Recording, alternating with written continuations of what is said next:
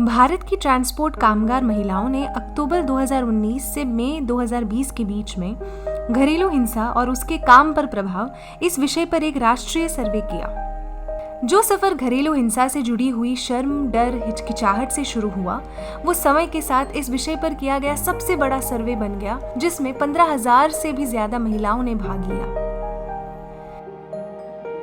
कौटुंबिक हिंसाचार का सर्वे करना बहुत ही जरूरी था और भारत में तो बहुत ज्यादा जरूरी है। जब हम देखते हैं भारत में कई सारी महिलाएं आज काम के लिए घर के बाहर निकल चुकी हैं और जब हम इनसे बातचीत करते हैं तब हमें पता चलता है कि इनमें से कई महिलाओं के साथ कौटुंबिक हिंसाचार होता है, लेकिन हिंसाचार होने के बावजूद भी ये महिलाएं बात नहीं करना चाहती है।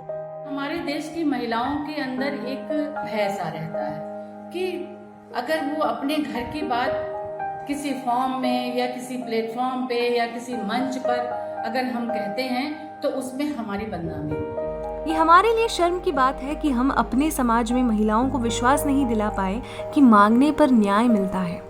समाज अक्सर घरेलू हिंसा से पीड़ित महिलाओं को ही दोष देता है, इसलिए महिला चुपचाप खुद को दोषी मानकर ये हिंसा सहती है। We knew that we would have to contextualize study tools for India.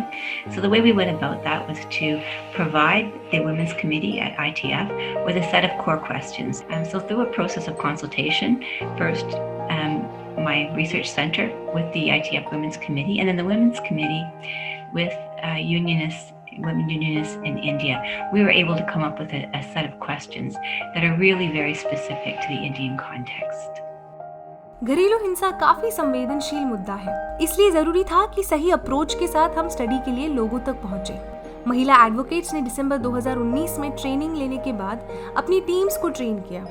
सर्वे की वजह से 9,000 से ज्यादा महिलाओं के साथ इस विषय पर ट्रेनिंग की गई। हमने 24 जोन के विमेन लीडर्स को इकट्ठा किया और उनको ट्रेनिंग दिया और उनको समझाया कि ये सर्वे में क्या बेनिफिट्स है, ये सर्वे हम क्यों कर रहे हैं। हम उनके द्वारा, वो लीडर्स के द्वारा हर डिवीजन के महिला से हम रीच कर पाए। इस वजह से हर महिला को लगा कि ये सर्वे इम्पोर्टेंट है। विमेन एडवोकेट्स काफ़ी सारे हम मिलके इस मुद्दे पे काम किए। बहुत खुशी से बहुत मेहनत लगाए हम लोग इस काम पे।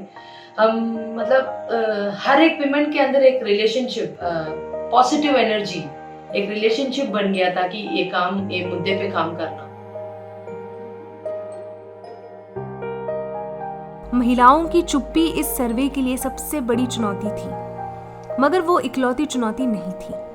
बहुत सारी महिलाओं के पास स्मार्टफोन नहीं थे और कई सारी महिलाओं को ऑनलाइन फॉर्म कैसे भरना ये भी पता नहीं था। ये बहुत सारे चैलेंजेस हमारे सामने थे। घर के काम में और ऑफिस के काम में इतनी बिजी होती हैं कि उनके साथ क्या क्या उनके ऊपर बीत रही है वो पहली बार वो समझ नहीं पाती हैं, और जो समझती हैं तो कहना नहीं चाहती हैं। ये चैलेंजेस को हमने अपॉर्चुनिटी में बदल दिया।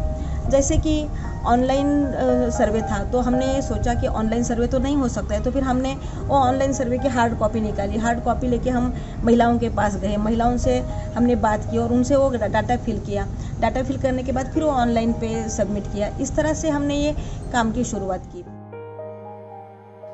मैं हमेशा डोमेस्टिक वायलेंस सर्वे फॉर्म्स अपने साथ रखती थी और जहां जाती थी वहीं पे सर्वे कंडक्ट करने की कोशिश करती थी। इस दौरान हम ज्यादा से ज्यादा हर तबके की महिला कर्मचारियों से मिले और उन महिला कर्मचारियों ने पूरा सहयोग दिया।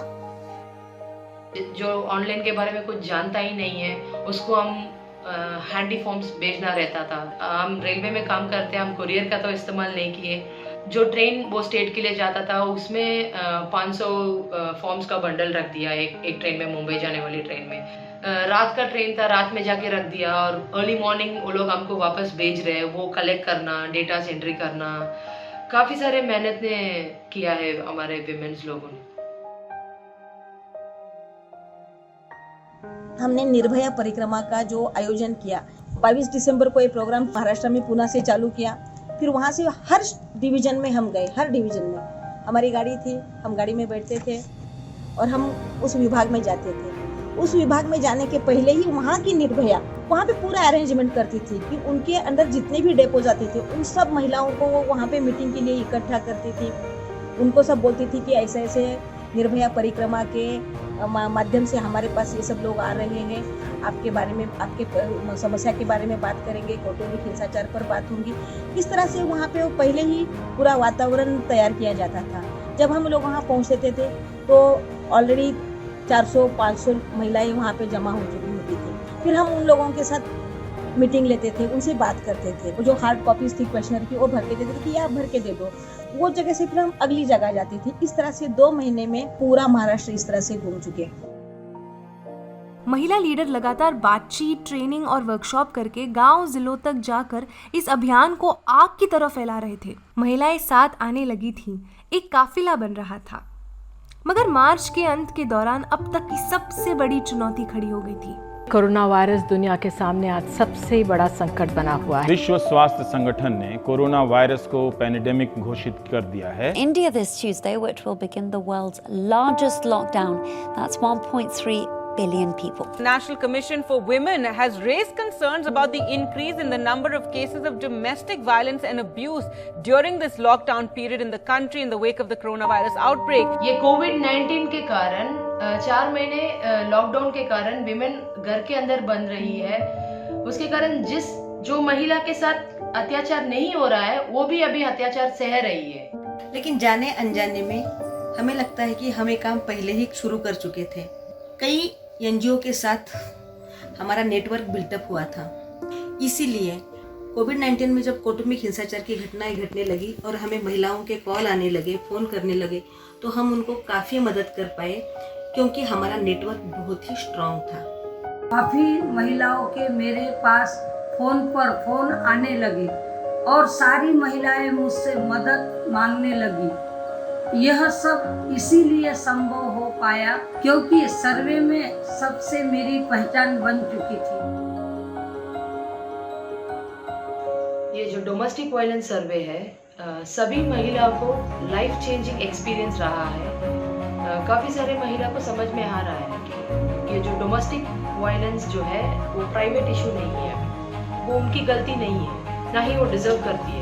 I'm in complete awe of the women who made this study happen in India. We've done similar studies in Australia, New Zealand, North America, Europe, and Asia.